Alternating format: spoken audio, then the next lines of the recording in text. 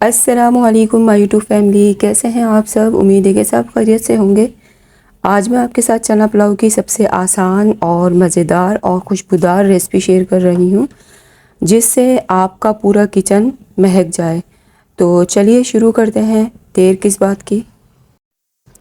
चना पुलाव की ये रेसिपी शुरू करने के लिए मैंने यहाँ पर एक प्यारी सी पतीली ली है और इसमें मैंने 1 कप कुकिंग ऑयल डाला है और इसमें 2 मीडियम साइज़ के प्याज बारीक काट कर शामिल करेंगे और उस वक्त तक फ्राई करेंगे जब तक इसमें प्यारा सा गोल्डन कलर ना आ जाए।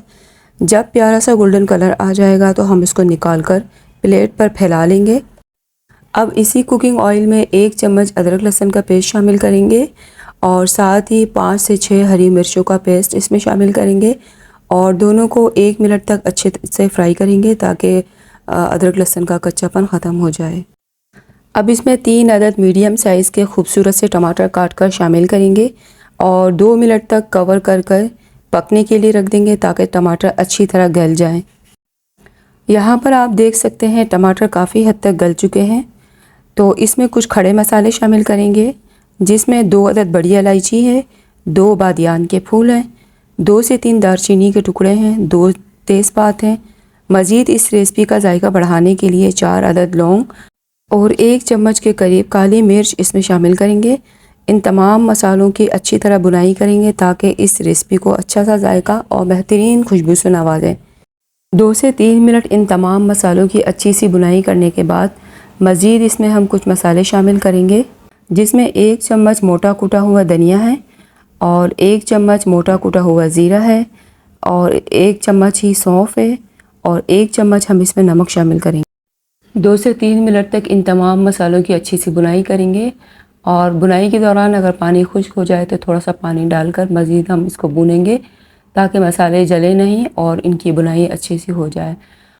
उसके बाद जो चने मैंने बॉईल करके रखे थे वो इसमें शामिल करेंगे और यहाँ पर चने जो है तकरीबन 1 पाव के करीब हैं।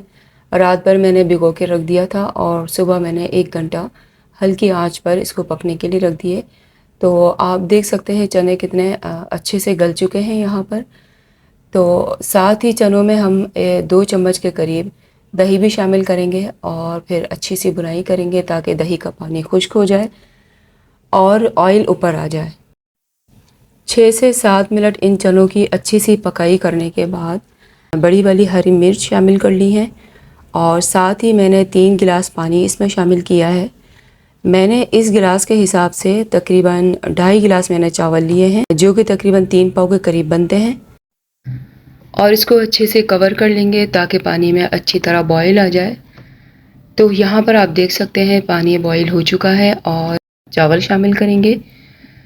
चावल मैंने यहाँ पर बासमती के लिए हैं, जो कि आधा घंटा पहले मैंने भिगो कर रख दिए थे और इसको बिल्कुल हल्के हाथ से हम मिक्स करेंगे। मिक्स करने के बाद तेज़ पत्ता हम निकाल लेंगे क्योंकि अब इसका काम ख़त्म हो चुका है। जब तक चावलों में बड़े बड़े बबल्स ना आने लगें उस वक्त तक आपने इसको मिक्स नहीं करना है। जब चावल में बड़े बबल्स आने लगें तो इस स्टेज पर आकर हम नमक भी चेक करेंगे और साथ ही यहाँ पर 1 बड़ा लीमू निचोड़ कर इसमें शामिल करेंगे। तो मैंने यहाँ पर नमक चेक कर लिया है और नमक बिल्कुल परफेक्ट है। उसके बाद हमने जो प्याज फ्राई करके रखी थी वो इसके ऊपर डालेंगे, साथ ही हम हरा धनिया डालेंगे और इसको कवर कर लेंगे 15 से 20 मिनट तक।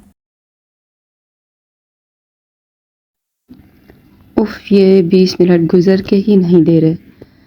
तो यहाँ पर 20 मिनट पूरे हो चुके हैं। तो चलिए हम अपना चना पुलाव देख लेते हैं।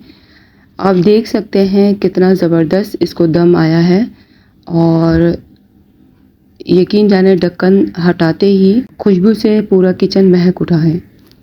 तो चलिए अब हम इसको डिश आउट करते हैं। यकीन करें जब आप इस रेसिपी को ट्राई करेंगे तो आपको ख़ुद अंदाज़ा हो जाएगा कि ये किस कदर खुशबूदार और जायकेदार चना पुलाव बनकर तैयार हुआ है। तो रेसिपी को आपने लाजमी ट्राई करना है और फीडबैक देना तो बिल्कुल भी नहीं भूलना है। इसकी गार्निश करेंगे, थोड़ा सा प्याज डालेंगे और साथ ही हम धनिया पत्ता डालेंगे तो आप देख सकते हैं कितना ज़बरदस्त इसका कलर आया है और चावलों का एक एक दाना बिल्कुल अलग है। तो रेसिपी को लाजमी ट्राई कीजिएगा और चैनल को सब्सक्राइब करना तो बिल्कुल नहीं भूलना।